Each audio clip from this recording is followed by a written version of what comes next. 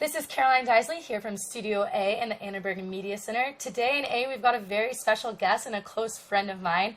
He's a football player who has a pretty special connection to the Annenberg School. He's also a broadcast journalism major. Robby, welcome to the show. Thanks for being here. Thank you so much for having me. I'm so happy to be here. So first, I just want to get your firsthand experience of being a walk-on college football player. It's your dream come true. What's it been like to be a part of this USC athletics football program? It's been incredible, especially being at a place like USC that I dreamed of going to my entire life. Being able to represent the Cardinal and Gold and put on those pads every Saturday is a special experience. Everything from the practices to the games to everything I do with the program has been incredible, and it kind of just tops it every single day. It only got better from the day I started, so it's pretty amazing. It's been a pretty special program. There's been some monumental victories. I've been right there alongside you guys for some of those. But is there one game that stands out or any experiences that you remember that you'll take with you after you leave college? It's hard to pinpoint one, just because each team I've been on has had such a different character and different coaching staffs and all that kind of stuff. So it's hard to pinpoint one. Last year the Notre Dame game was great. The year before that, the Stanford game was great, where we stormed the field. I believe that photo is from that game. That photo is definitely from that game. Yeah, there was a photographer standing behind me, and I stood up on the bench and screamed, and he captured it. So. But yeah, those team victories are so special when we all get to celebrate all our hard work and all that kind of stuff. So those have been great. But I think that my favorite memories as a Trojan football player have been a lot of the stuff you guys don't see. Behind the scenes, the meetings and the hard practices and the good practices and the team activities and all the special times that we're able to bond together as a team and kind of form these relationships that really will last our lifetime. So those are my favorite memories, I'd say. One relationship that you've formed throughout your time here at USC has been with the athletic director, Pat Hayden. He's very high on you. You preaches your message all the time, but you've gotten to work with him on a special initiative that is part of the new college football playoff system. So what do you do specifically for him?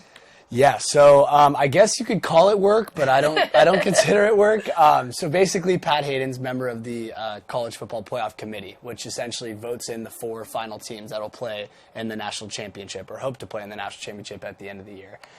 So we, the 2 other people you see in that camera, Sarah and John, we basically break down game film and statistics and injury reports and all that kind of stuff to give Pat a ton of information for him to take to his meetings in Dallas every week. And yeah, it's an amazing opportunity. Like I said, it's not work. But we do work hard on it, but it to me is stuff that I'd probably be doing if I wasn't even doing it. So yeah, it's great. He takes us to the national championship, as you saw there. And if we're not playing in it, I'll be there in Arizona this year.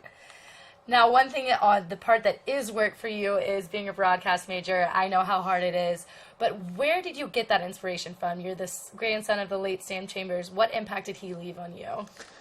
My grandfather left as big of an impact on me as anybody in my entire life. So, yeah, my majoring here in the Broadcast Center is a dream he would have loved to live. He actually studied radio here. But he's my role model. He's my everything. And he still lives with me every day. So my grandfather is someone that I hope to emulate. Could dream to be half the man he is. So yeah, I'm hoping to possibly go in the broadcasting industry because of it. That's what really influenced me to do this major. I started actually doing broadcasting in high school. So yeah, it's part of me. I think it's part of my blood. But I think I admire my grandfather for what he did off the camera. What an incredible, gentle, kind man he was to every single person he ever came across. And that was pretty consistent with everybody he met, is that he just left this positive impact on everybody. That's great. Now, I'm going to be a little selfish here. You and I got to share a pretty special moment for being broadcast students, especially sports broadcasting students.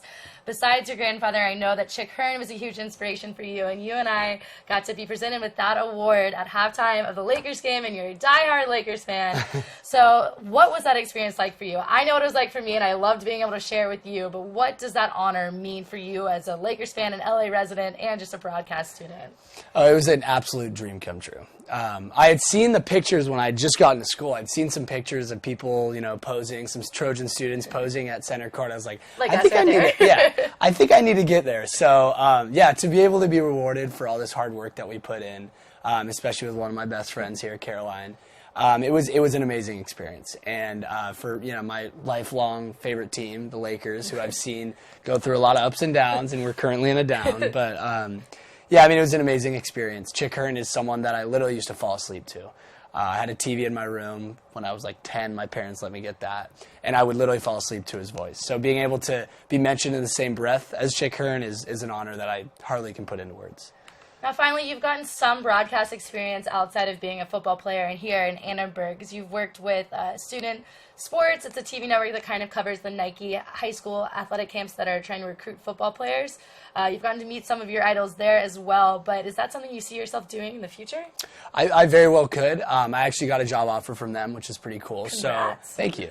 So yeah, it's a really, really cool stage in a young man's life, I think, is high school football. It had such an impact on who I was, and so to be able to kind of help people out with that stage of their life and kind of give them my 2 cents is pretty special. And then also being able to meet guys like Tony Dungy is a guy I read his book. I used to read quotes in his book to my teammates as a captain on my high school football team. So he means a lot to me, and that Nike football job that I can do, it just really exposes me to so many special people, inspiring people that really do inspire me to be a better person, and it's a really cool gig. So very well could be doing that. I hope to see you out there. I know that you and I are going to be on TV a lot longer together, hoping to get some play-by-play games in the spring for baseball once football dies down. Absolutely. I can't wait.